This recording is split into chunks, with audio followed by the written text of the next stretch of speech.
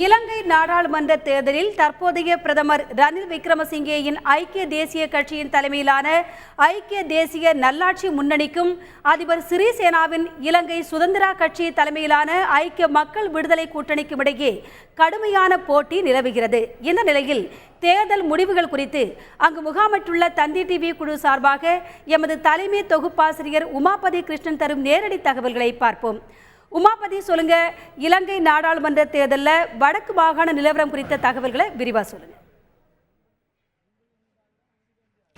அதாவது பார்த்தீங்கன்னா, இப்போ யாழ்ப்பாணத்தில் 5 இடங்களை தமிழ் தேசிய கூட்டமைப்பு கைப்பற்றி இருக்கிறது உறுதியாகிவிட்டது.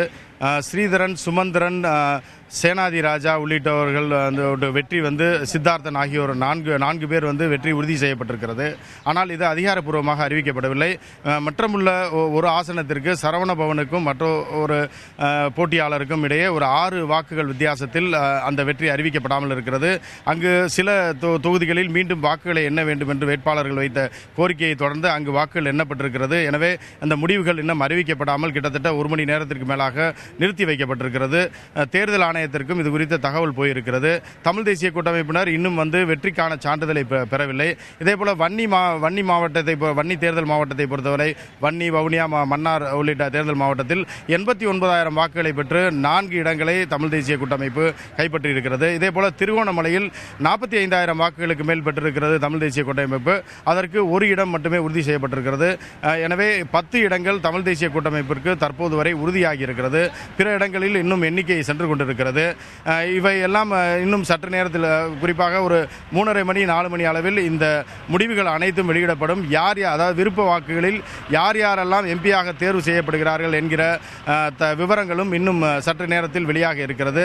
குறிப்பாக நாடு முழுவதும் பொதுவாக எடுத்துக்கொண்டால் கிட்டத்தட்ட 80% இடங்களுக்கான அறிவிப்புகள் வெளிவந்துவிட்டன. எனவே இப்போது யூஎன்பி என்று சொல்லக்கூடிய ரணில் விக்ரமசிங்கே தலைமையிலான கட்சி சற்று அதிக வாக்குகளை பெற்றிருக்கிறது ஸ்ரீலங்கா சுதந்திரா கட்சியை விட.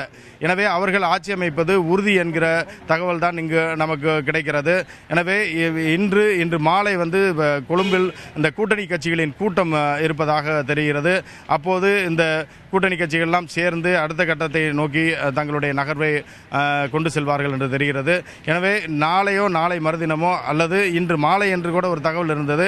ஆனால் இன்று மாலை ரணில் விக்ரமசிங்கே பதவி ஏற்பதற்கான வாய்ப்புகள் மிக குறைவாக இருக்கிறது. ஏனென்றால் 20% மேற்பட்ட தொகுதிகளில் இன்னும் முழுமையான இந்த முடிவுகள் அறிவிக்கப்படவில்லை தேர்தல் ஆணையத்தால்.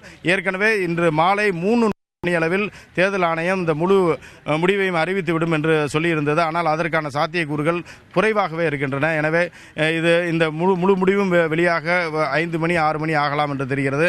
எனவே ரணில் விக்ரமசிங்கே நாளை மறுதினமோ பதவியேற்பார் என்று தெரிகிறது.